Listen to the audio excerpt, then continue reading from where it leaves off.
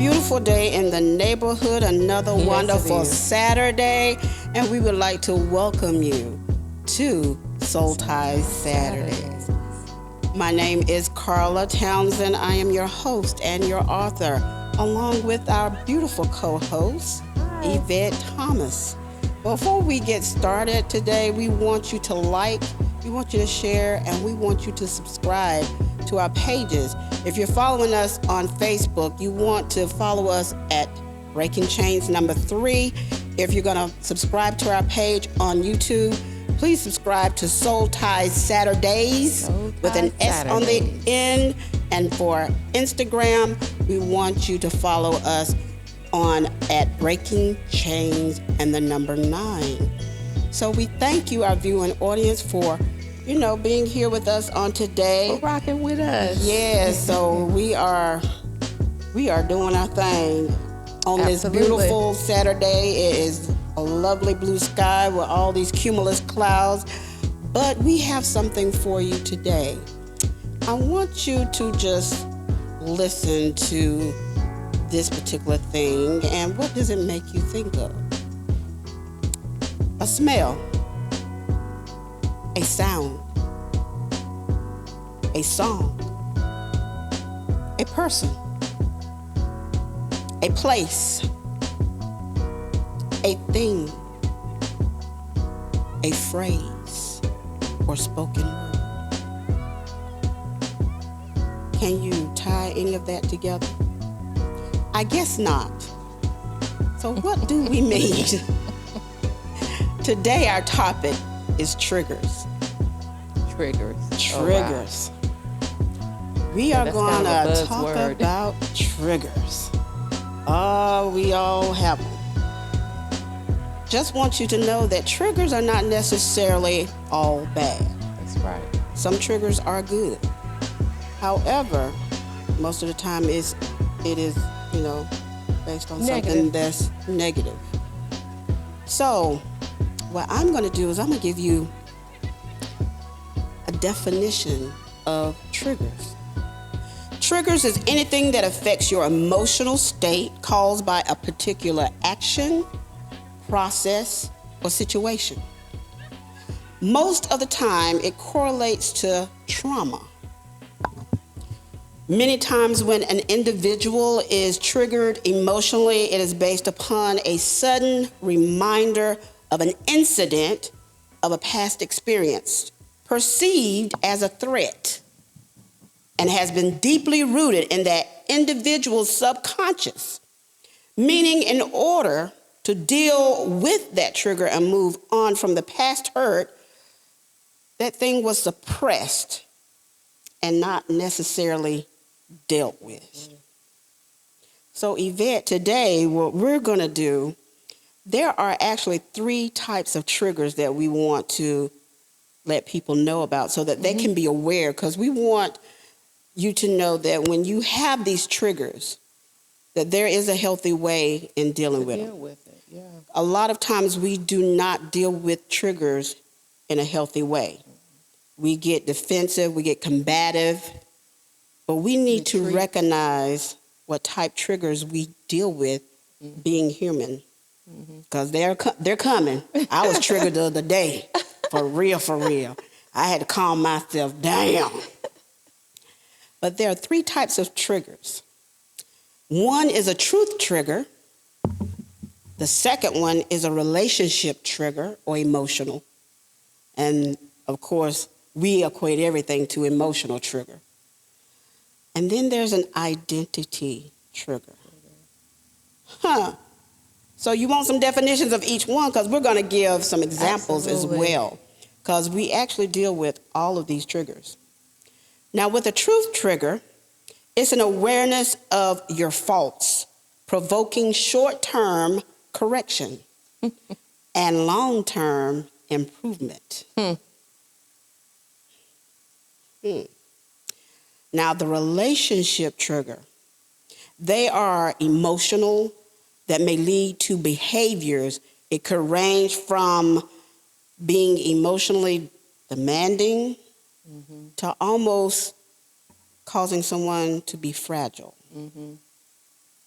These triggers deal with emotional sensitivities and reactions that erupt out of pain or trauma. And some are often misunderstood. Yep. Now, I had a thing with this last one, identity trigger. It challenges the sense of who an individual is based on information received from another person. From another person. In other words, it rocks their belief of who they really are.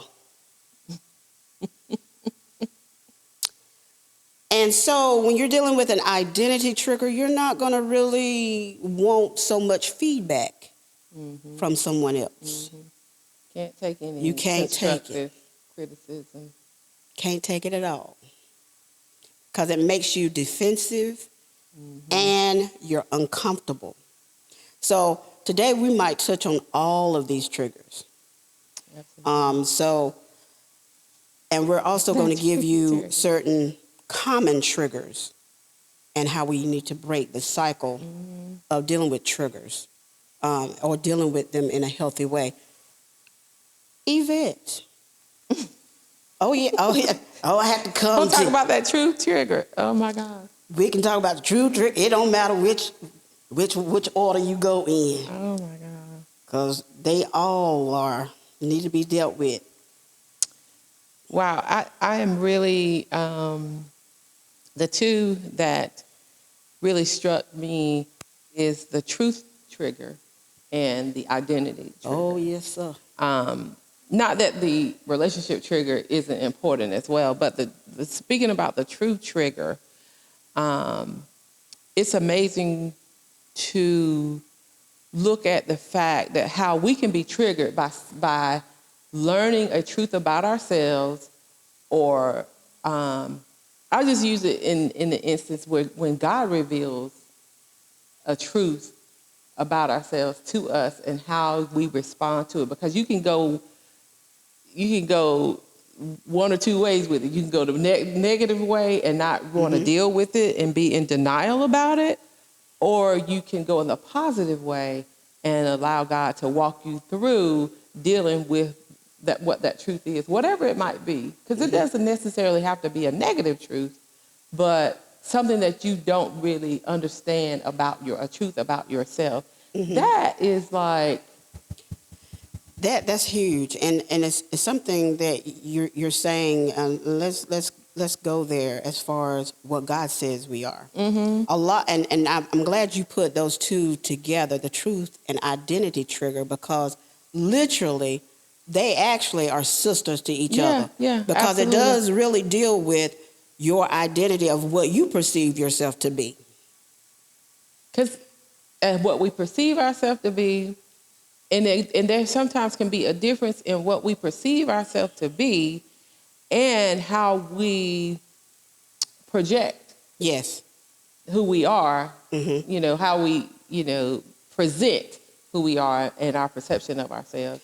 They can be different. And so that's where the truth comes in. Right. Because someone for example, someone has a low self-esteem of themselves, and they really don't think anything about themselves or think they have any value.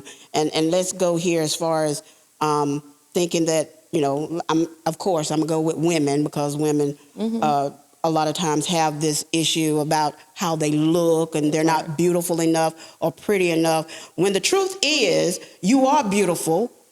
Yes, you are unique in your own right. Fearfully and wonderfully you made. You are fearfully and wonderfully made. Yes. That is the truth. You don't have to be like somebody else. You don't have to make yourself like nobody else. But you need to deal with that and embrace who you are for what you are. God can use you in any kind of way. And you are beautiful. When God made man and everything on this earth, he said it is good. So why are you saying everything that you look at is bad about yourself? So that means you need a different perspective of who you are. Absolutely. Now going to this identity trigger, I'm going to give an example. And it's going to be a personal one, Lord. I'm delivered from it. Somewhat. Well, that's a process that we have to walk through continually, I believe. Continually. You mentioned identity trigger. This happens when someone tells you about something you do and you say, no, I don't. Okay. Or yes, I do. Right. If someone tells you, reveals that, hey, you're not doing X, Y, Z. Yeah. And you're like, well, yes, I do. No, you don't. You're not. That's not it. Let me give you the example. I'm going to give you a personal example. Don't judge me, judge yourself. Okay. Here's what. Ooh, I'm delivered. I'm claiming it in the name of Jesus. But, years ago, and, with my children, and even, ex-spouse, as it was, they would always say, Mama, you just like hearing yourself. You don't never listen. You don't listen to what we're saying. And I say, yes, I do. Y'all just don't listen to me. Absolutely. That is the truth. And the real fact of the matter is, I did not want to listen to what they were saying, because what they were saying, depending on the conversation, might have been true about me, and I didn't want to deal with it. Exactly. The only time I dealt with it was when God pointed his finger at it and broke me down. Now, I know that a lot of, our viewing audience may not be in the faith-based community, and that's fine. But the thing about it is, everything someone says about you, people study other people. Mm-hmm. And women understand something. Men study you all the time. They really do. Okay. So they know if you have a low confidence level or not. That's right. And they only deal with confident women. That's right. I'm just saying. So that's a truth, that an identity thing that you need to deal with, as far as your confidence. But that was a big thing. I ain't gonna lie, I heard that all the time. You don't never listen. You don't want to hear what nobody else saying. You always trying to overtalk somebody. No, I don't. Y'all just don't.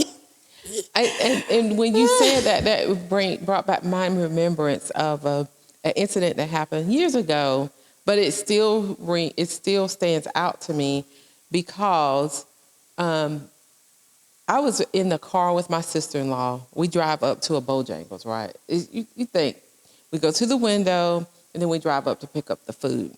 I am sitting on the passenger side of the car, right? And my sister-in-law who was driving was getting the food. And the lady at the window was like, "What's wrong with her?"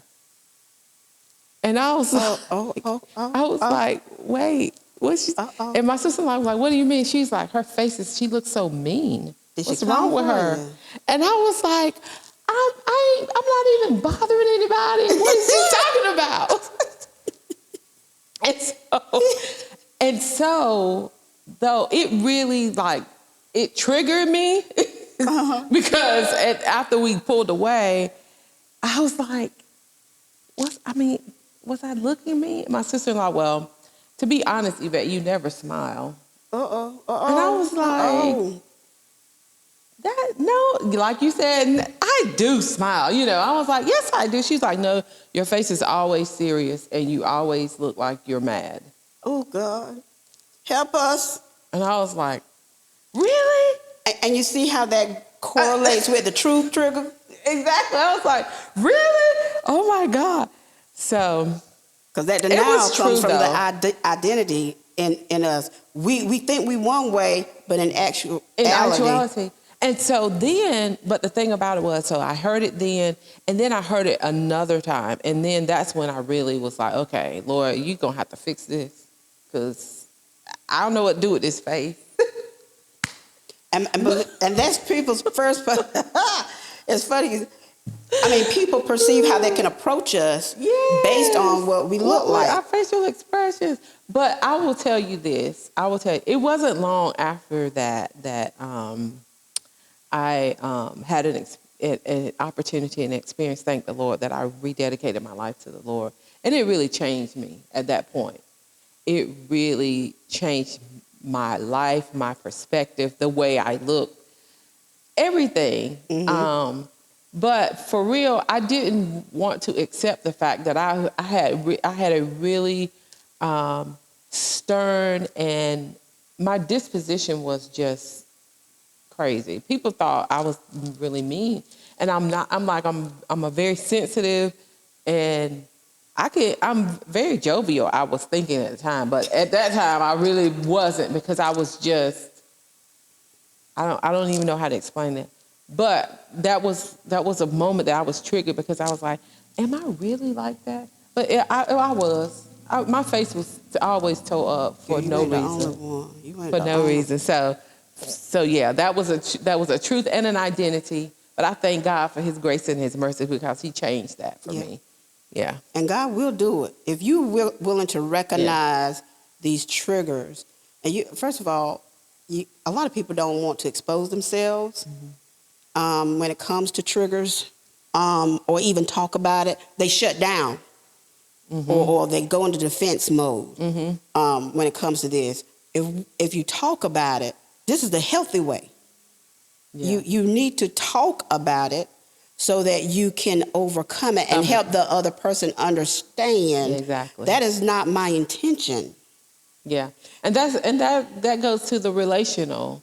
When you're in a relationship with someone and they do something that may trigger a negative response from you because of something you have experienced in the past, and then they're like, "What did I do?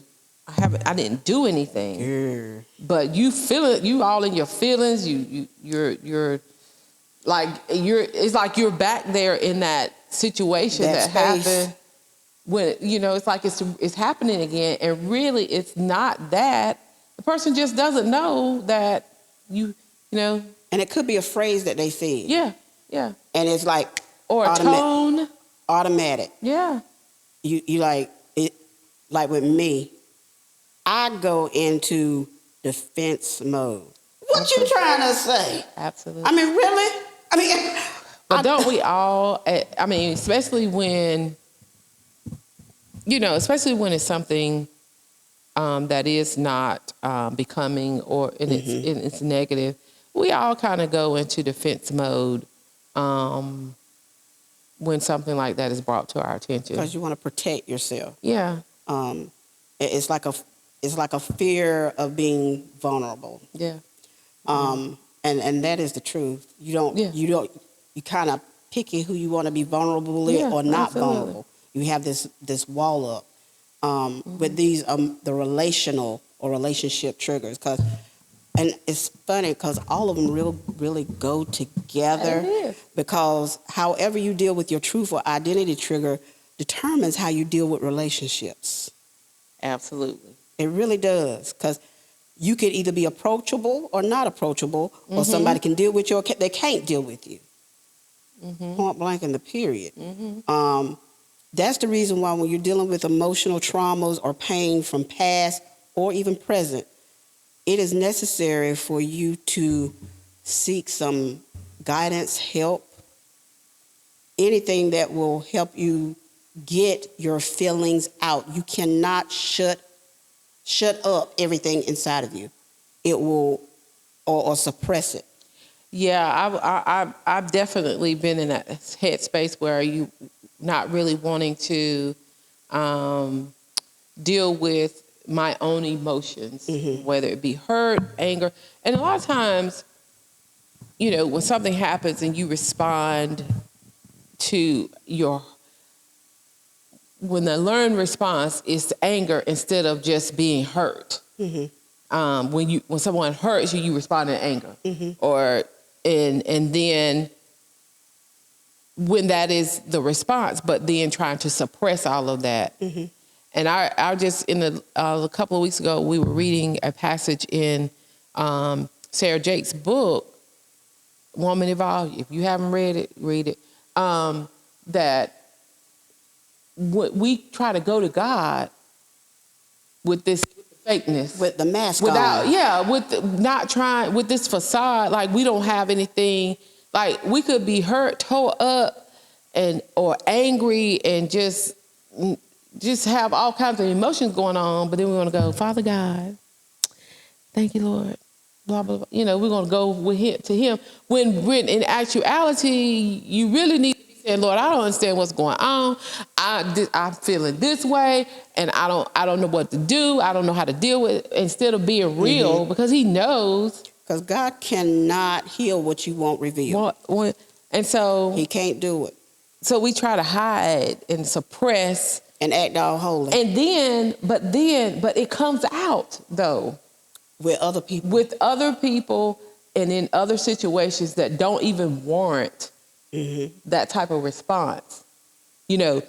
Somebody walk by you and brush against you and you triggered and you go off on somebody and they just basically just brushed. They didn't mean anything. And you might respond, why? How did you just do that and you disrespected me? Or you saw me standing here. And they got all that for something that because you're repressing or suppressing some anger from something that happened somewhere else, and they have nothing to do with it. Man, that's crazy. We do it. Let's talk about this dealing with relationships when it comes to couples, married, whether you whatever. You're not going to always agree. You're not going to always agree. You have to embrace each other's differences. However, when you have disagreements, make sure you fight fair. Don't be hitting below the belt. Because sometimes people, when they are discussing, I'm going to say, they are trying to positively discuss or communicate with you something, and it may have triggered what had happened. You act just like, do not compare a man or a woman to somebody you dealt with in your past. Oh, because they don't know what you dealt with them. They might say something that triggered you. You act just like, don't compare. The Bible says it's not good to compare. Because I'm going to tell you, that's going to open up another bottle of worm or pan of worms or whatever they call that phrase, can of worms. It's going to open up something you don't want to deal with. And then you're going to have to later, once you calm down and you think, oh, it won't even that serious, and then you want to apologize. And they may still be hurt from what you said. And they have to deal with it. So you need to, first of all, when you are having these discussions, we need to learn this. We need to learn how to have discussions. We don't have to agree on everything. But sometimes, if you know it's going to get too heated, sometimes you need to back away and then come again another time when both of you can be rational. Yeah. Don't be hitting below the belt, acting like you at WWE. This is not a wrestling match. And it's not a right or wrong. No. It's about y'all coming together on common ground. And sometimes you hate to do this thing, and it's called compromise. Yeah. Your way might not be the right way. What you're doing might not be right. Sometimes you need a compromise. Or come up with a solution that fits best for both of you. Mm-hmm. Am I talking right? And you have to, and because it's two people in a relationship, or it's two people in a relationship. At least we hope. Exactly. It's not one side. And it should, it should be where you are interested in both people it shouldn't be so much about one person. It should be about the two of you together. And I know, and especially when you're married, we come together, we are one. And that is true. However, we are two different people, and sometimes our thought processes can be different. And we may start out like, I may not understand where my spouse is coming from on a certain issue. He may not understand where I'm coming from, but being able to communicate, and even if we come up with the fact that we really just see things differently. then just being able to communicate that in a non-confrontational, non-threatening, that you don't have to be ugly to have a conversation with someone, Right. and have a disagreement. It doesn't have to get ugly. It can just be, you can just disagree. And let's go here with I'm gonna talk about a relational trigger I had. It was only about, I would say, 3 weeks ago. Me and another girlfriend went out to eat dinner, and yeah, she had a situation, she had an issue, and I was listening. And I'm gonna tell you the change. The change in my life. Cause before, I would have, what she was saying was triggering me from what happened in my past, and with my ex-husband. And I'm not gonna lie to you, I had to close my eyes for, because she was expressing what's going on with her. And I'm sitting up here, I'm like, but I was hearing her, and you was having but all the feels. I was having all these flashbacks, and I had to, and it's funny, I had to breathe. I really had to breathe. And I spoke gently to her. I said, "You're triggering me." I said, "You're triggering me." And she said, "Oh, I'm sorry." I said, "No." I said, "Go ahead." But we have to recognize when something of hurt or traumatic or pain, it really gets to you. And when it's something like that you haven't dealt with, and I know we're probably glossing over. We haven't even talked about people that have been abused by people. Well, it don't even have to be a spouse. It could be rape. It could be incest. It could be anything. And and they have this fear, or they haven't really dealt with it, or and I hope when those things happen, that you're not in a environment or family environment. Don't tell anybody. Don't say nothing about it. Because back in the day, that's what they did. Don't you say nothing. What goes on in this house stays in this house. Yeah. If what goes on in this house, as Tyler Perry says, is killing you, you need to tell somebody. You need to get the help. Because later down the road, when you become, whether it be a teenager or adult, because a lot of these triggers happen from childhood, but you see domestic violence in the home with mom and daddy drinking, coming home and beating mom or whatever, and you having to be silent, and then it's triggering something in you or making you have certain behaviors, and you're not being able to act a certain way with other people. Yeah. You have to deal with this. You have those are triggers. Or somebody saying something to you the wrong way. You could be in a relationship because of something like that happened in your past. And it could be just, somebody making jest. Yeah. But because you remember mama and daddy fighting and daddy beating mama, then you go and you start acting a fool. Yeah. No, you need to deal with that, or you're going to go to jail. One or two. We need to deal with all those triggers, because there's a lot of people that have these triggers that are very traumatic. I mean, hurt is hurt, but literally your hurt, we can't put a degree on hurt. Just like you can't put a degree on sin. Sin is sin. That's right. There's no big or little sin. Sin is sin. Hurt is hurt. Your trauma might not be my trauma, but it's still trauma. Right. It's trauma. And trauma causes triggers. And we need to deal with the healthy. We want you to be whole and healthy. Not saying triggers are going to not come. They will come. Even when you are in a better place, in a better headspace, they're still going to come. It's how you handle it. Deal with it. It's how you handle that trigger. And how you deal with it with whoever is maybe causing it, or a thing. It could be a song. I ain't going to lie. The other day, I heard a song from back in, we the 80s. Who? I said, Lord Jesus, yeah. Ooh, I said, let me stop listening to this, because I started reminiscing for real. Got a little, get myself together because I did not need to go there at that time. Right. So I'm trying to tell you, got my heart right now. You better take over right now, Yvette, because I'm telling you, I couldn't even thought about that one. Because I ain't going to lie. That is crazy. That is crazy. But getting back to like learning how to deal with those triggers. Yes. One of the things that you said that is it's very helpful is to take a deep breath. And she talked about it. Pastor Falana talked about, deep breathing.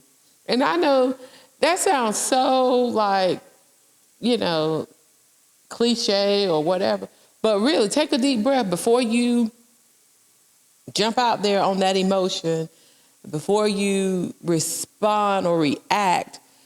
Take a few deep breaths and, recognize, because a lot of times we react to something that has triggered us and not even realizing that this is a trigger. This is I'm being triggered, and you think and you're acting out of that emotion that you're having from the past and you feel like it's happening right now, but it's not. It's not. So taking a moment to just say, okay, this is not that. And they are not them. And they are not them. And the place is not the same. And, and that's really like, but you have to be mindful and thoughtful. First of all, you have to be self-aware enough to know what your trigger, what is the triggers. Yes. The things know yourself. That trigger you. And then being able, and knowing that, then when it happens, just being like, okay, to be sure, and go through that. You have to do that self-talk to be sure this is not it. This is not that.